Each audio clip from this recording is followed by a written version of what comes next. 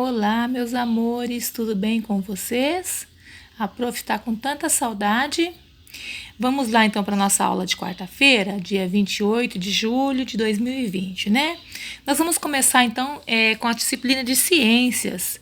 Nós vimos na aula passada de ciência, né? Falamos sobre os seres vivos que são chamados de produtores, que são aqueles que conseguem produzir seu próprio alimento, né? Através da fotossíntese, né? Ele absorve a luz do sol, juntamente com a clorofila, ele consegue produzir seu próprio alimento. E agora nós vamos falar sobre os consumidores. Quando fala consumidores, já vem dá até perceber, né, o que significa, né? Que são o quê? São aqueles organismos, aqueles seres vivos que não produzem seus alimentos, né? Eles dependem de outro. Então aqui está dizendo assim, ó. Diferentemente dos organismos produtores, os seres vivos consumidores não conseguem realizar a fotossíntese. Desse modo, a alimentação dos consumidores depende de outros seres vivos. Então, como a professora falou, por não realizar a fotossíntese, porque os produtores conseguem produzir o alimento porque eles realizam a fotossíntese porque tem a clorofila, juntamente com a luz do sol, conseguem produzir, né, o açúcar que é o alimento deles, né? Mas agora os consumidores não. Então, eles dependem de outro ser vivo para se alimentar. Então, olha lá, quem faz parte do grupo dos consumidores? Então, aqui está falando assim, ó, que fazem parte desse grupo todos os animais e diversos micro-organismos. Os seres vivos que se alimentam de produtores, como as plantas e algas, são chamados de herbívoros. Então, ou seja, os consumidores é um grupo bem grande. Então, todos os animais são classificados como consumidores. E aí existe uma classificação, porque cada um se alimenta de um tipo de ser, né? Então, no caso, os herbívoros são aqueles que se alimentam do quê? De plantas e algas. Então, eles comem carne? Não, eles não comem carnes. Por isso que eles são chamados de herbívoros, só plantas, né? Plantas e algas.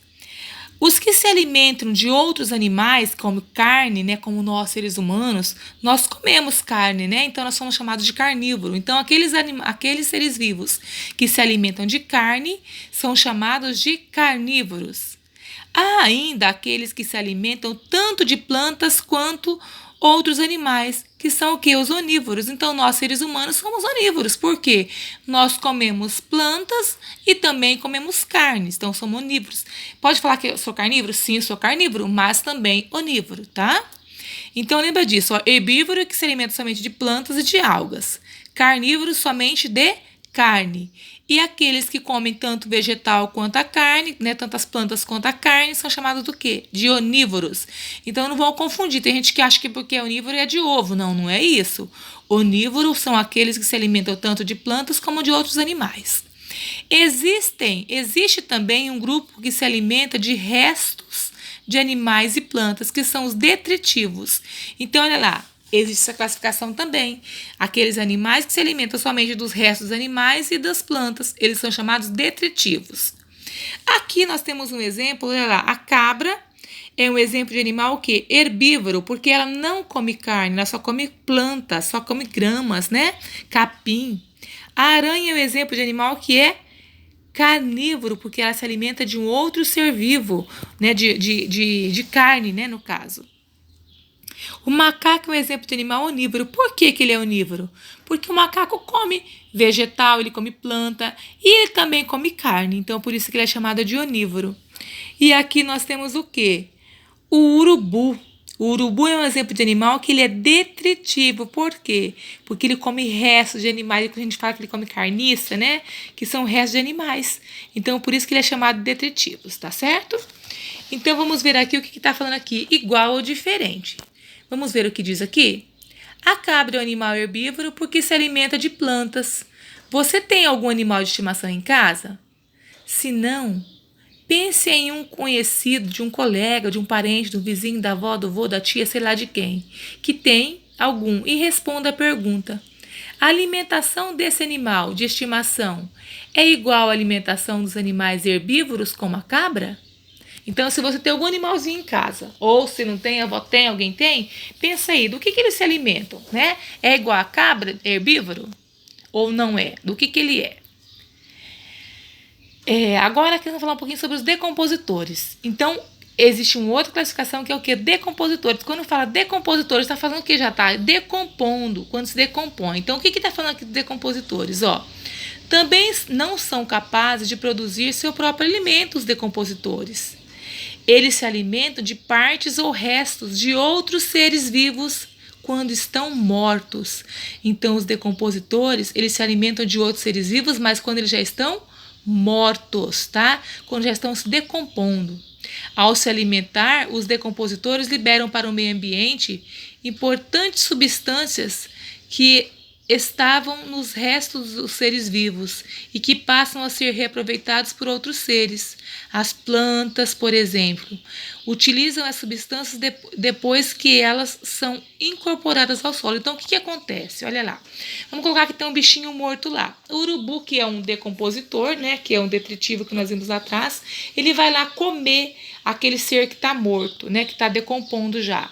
Aí ele libera o quê? Ele libera muitos nutrientes, muitas substâncias que são importantes para o solo e para outro ser vivo. Então, o que acontece? Ele vai para o solo, aí ele penetra no solo. Depois que ele está incorporado no solo, o solo vai sugar desse material, desse decomposto. Por isso que fala assim que é esterco, o animal morto é esterco, a planta quando você joga lá, você chupou uma laranja, você chupou, comeu uma maçã, jogou o resto lá na terra, ele vai se decompor, vai virar o quê? Esterco. Por isso que fala aqui que depois que ele está lá incorporado no solo, ele tira toda a substância, né? O solo retira a substância daquele material que está apodrecendo lá, tá? Então aqui fala o seguinte, ó, que fazem parte do grupo de decompositores as bactérias e os fungos. Esses seres vivos são bastante diversos e microscópicos, ou seja, não são vistos a olho nu. Então existe bastante desses seres decompositores, existe muito em todo lugar, inclusive no lixo dentro da nossa casa. Se você jogou um lixo na cozinha lá, que tem alguma coisa molhada, lá vai ter alguns micro-organismos lá, vai ter fungos, e são decompositores. Tá, então ali já começa. Se você deixar o lixo na cozinha mais de 3 dias, ele começa a feder. Por quê? Porque está se decompondo. E também nós não conseguimos enxergar ele. Ele é tão pequenininho que nós não conseguimos enxergar ele sem o auxílio de microscópio, tá? No entanto, alguns fungos podem se unir fisicamente e formar colônias com estruturas maiores, tornando-se facilmente visíveis. É o caso dos fungos, que se formam nos alimentos que estão fora do prazo ideal de consumo. Então, ali embaixo vocês vão ver que tem uma laranja, olha lá, essa laranja estragou. Então, aqui, ó, tem micro-organismos. Esses fungos que viraram aqui são o quê? Porque eles formaram uma colônia. Então, vários juntos formam uma estrutura maior, que aí você consegue perceber que passa a ser chamado do quê? De fungo. Nem todos os fungos são micro-organismos. Alguns desenvolvem estruturas facilmente visíveis a olho nu, como os cogumelos, orelhas de pau. Esse tipo de fungos geralmente são encontrados em florestas, campos e pastos, ou seja, ambientes com umidade, calor e oxigênio.